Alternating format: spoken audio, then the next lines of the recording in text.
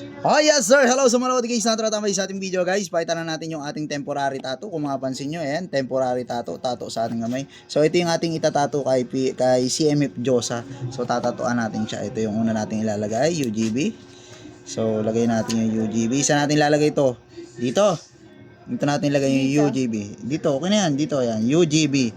Sunod natin ilalagay, GUC. So ito yung temporary tattoo natin pag mayroong mga tawag nito, yung mga meeting, tapos gusto na mga parang temporary tattoo, yan, pwede natin ilagay ito. Tapos ito pang isa, GUC, GGC, tapos ito pang isa. So, pakita natin yung ating temporary tattoo. So, ito pa yung isa.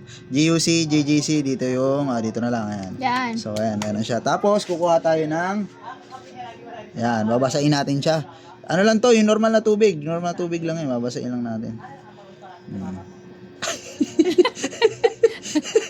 So, ayan na. Pag nabasa na, antayin natin siyang, antayin natin siyang matuyo.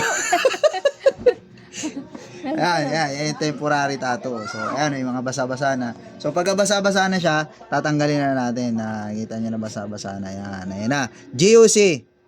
Tapos ito mga isa. Temporary tattoo yan. UGB. At ang GGC.